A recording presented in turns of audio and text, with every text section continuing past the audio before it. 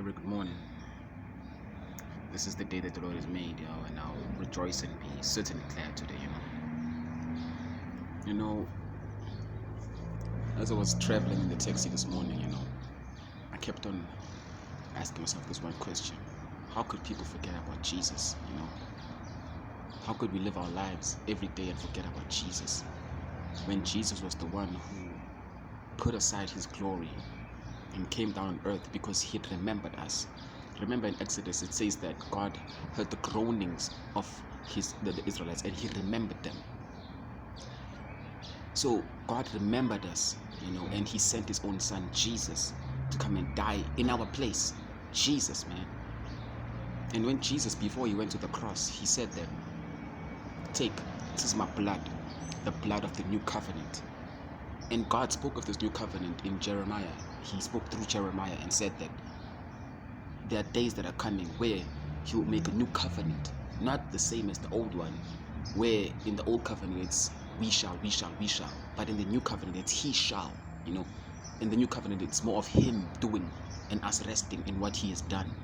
He said that this is the covenant where he will choose not to remember our sins anymore, no more, This means that this is the covenant of forgiveness, the covenant of grace. And when Jesus, before he went to the cross, he took wine and he said that, this is my blood, the blood that establishes. Another version says that seals the new covenant. And it goes on to say, this is the blood of forgiveness, So I usually do this every morning, whenever I remember. And it says that you have to do this in remembrance of Jesus, Take water, juice, whatever, and use your faith. And same words, just utter the same words, that this is the blood of the new covenant, in which I drink forgiveness, in which I drink wholeness, in which I drink healing, in which I drink restoration. Because don't forget that Jesus' blood is true drink. And then take whatever, it may be pap, it may be a grain of rice, it may be a broken piece of bread, anything, and then eat it and say, this is the flesh of Jesus. And by his stripes I am healed.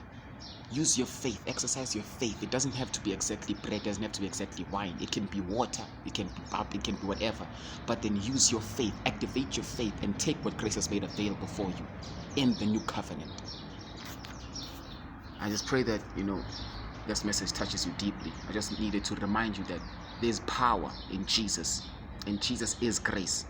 John chapter 1, verse 14 downwards says that he is the embodiment of grace and truth. So that you must know that whenever you do that, you drink his blood, you eat his flesh, you eat in grace. You are taking from grace, you are feeding from God's grace.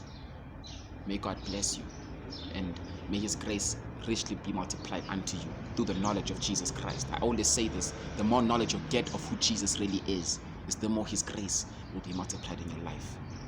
Shalom.